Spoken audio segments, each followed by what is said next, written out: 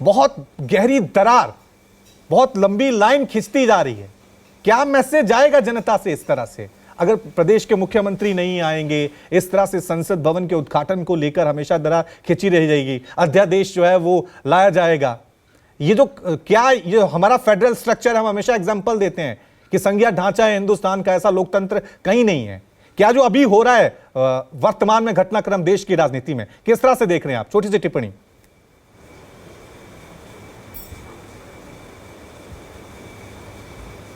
देखिए रवि, आज़ादी के बाद से सत्ता पक्ष और विपक्ष के जितने खराब रिश्ते इस दौरान हैं प्रधानमंत्री नरेंद्र मोदी के इस 9 साल के कार्यकाल में, इससे पहले इस तरह के रिश्ते 1977 में जब जनता पार्टी की सरकार बनी थी तब इंदिरा जी और उस समय की तत्कालीन जनता पार्टी की सरकार में रिश्ता इस तरह का कहा जा सकता है। लेकिन उसमें भी जनता पार्टी में बहुत सारे ऐसे लोग थे जो उस समय विपक्ष की नेता इंदिरा जी के प्रति वो जो भाव था वो कुछ नेताओं का था, खास करके मुरार जी का या दूसरे लोगों का। लेकिन उसमें भी एक धड़ा था जो ये बात कहता था कि नहीं, इंदिरा जी के प्रति या इंदिरा जी के प्रति ऐसा भाव नहीं रखना चाहिए।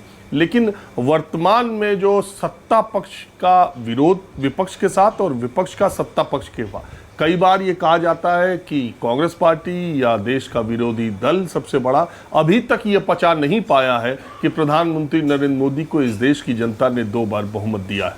कई बार ये कहा जाता है कि प्रधानमंत्री अपनी प्रचंड जीत से और भारतीय जनता पार्टी ये समझ नहीं पाए हैं कि ये लोकतंत्र है और संसद में और लोकतांत्रिक व्यवस्था में विपक्ष को तरजीह देना सत्ता पक्ष का बड़ा दिल का होना कहा जाता है। ये दोनों स्थितियां दोनों तरफ हैं। ठीक है, अनिला जी जवाब देंगे आप। मान लिया आंकड़े आपके पक्ष में है, मान लिया जनता का मैंडेट आपको मिल रहा है, लेकिन आंकड़ों से अहंकार तो नहीं आता है ना। आप सुप्रीम कोर्ट का फैसला बदल देंगे, आप चुनी हुई सरकारों को गिरा देंगे, इस तरह के आरोप आप पे बार बार लग रहे हैं। आरोप लगाने वाले कौन है? विपक्षी दल है ना। तो सीधी सी बात है, विपक्षी दल से तो हम ये अपेक्षा नहीं करेंगे कि वो हमारी प्रशंसा करेंगे। जिस प्रकार की गाली गलौज नरेंद्र मोदी जी के लिए करते हैं, पूरा एनसाइक्लोपीडिया बन जाए, किसी को वो डिक्शनरी बन जाए कि किसी राजनीतिक जो पॉपुलर लीडर है उसके लिए कौन कौन सी गालियां सही रहेंगी, उसकी तो डिक्शनरी पूरी बन सकती है। अभी आप ही के चैनल पर पैनल पर बैठकर जो कांग्रेस के प्रवक्ता है, निकम्मा और जाने क्या क्या शब्दों का प्रयोग कर लिया नरेंद्र मोदी जी के लिए।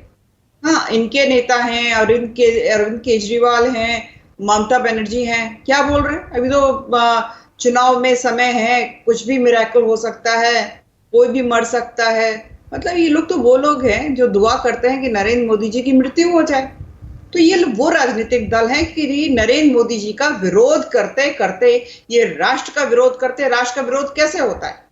वो ऐसे होता है कि जब आप नीति आयोग की बैठक में नहीं जा रहे हैं, जब लोकतंत्र का मंदिर जिसको कहा जाता है पार्लियामेंट, संसद, वो एक नया माइलस्टोन जो अचीव हो रहा है, ये राष्ट्र कर रहा है, आप जो है वहां नहीं जाएंगे।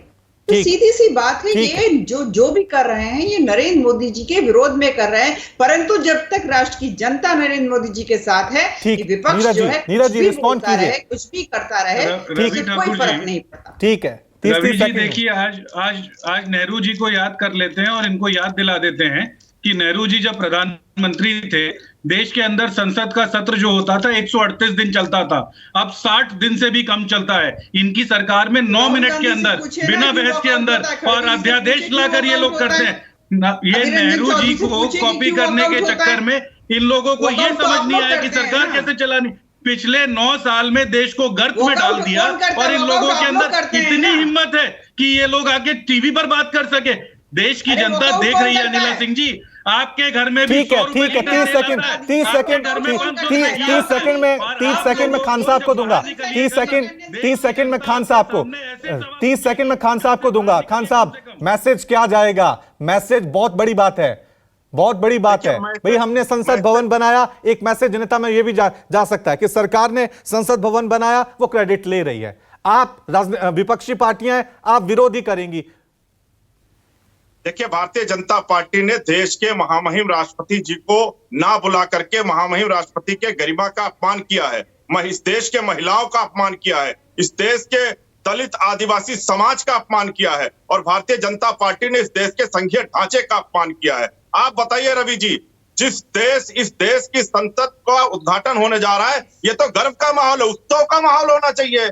आखिर किस वजह से आपने महामहिम राष्ट्रपति जी को नहीं बुलाया? क्योंकि सिर्फ एक महिला है इस वजह से नहीं बुलाया? ठीक है, वो एक आदिवासी है इसलिए आपने नहीं बुलाया? ठीक है, वो 10 दलित सेकंड, समाज 10 सेकंड विजय जी, 10 सेकंड विजय जी, क्या ये लोकतंत्र का अपमान हो रहा है या फिर सरकार का विरोध हो रहा है, व्यक्ति का विरोध हो रहा है? ये लोकतंत्र का मंदिर का उद्घाटन है। मोदी जी ने शिलान्यास रख दिया था।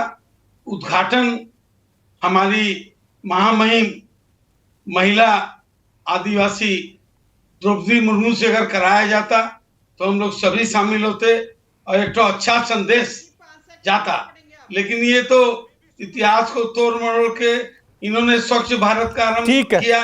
इंदिरा जी के चश्मा से मैंने महात्मा गांधी के चश्मा है, तो एक तरफ सरकार है, एक तरफ सरकार है, ठीक है विजय जी, एक तरफ सरकार है जो मैसेज देने की कोशिश की जा रही है कि देखिए नया संसद भवन बन रहा है, बीजेपी इतिहास रच रही है, और दूसरी तरफ विपक्ष एक अलग मैसेज देने की कोशिश कर रही है कि राष्ट्रपति को ना बुलाकर लोकतंत्र का अपमान किया जा रहा है, राष्ट्रपति का अपमान किया जा रहा है। अब जनता इस मुद्दे पे क्या राय रखती है, इसका क्या मैसेज आएगा आने वाले सालों में, ये आप लोग तय करेंगे। एक छोटा सा ब्रेक ले रहे हैं। बहुत बहुत शुक्रिया आप सभी मेहमानों का इस चर्चा में शामिल होने के लिए। देखते रहिए News 24।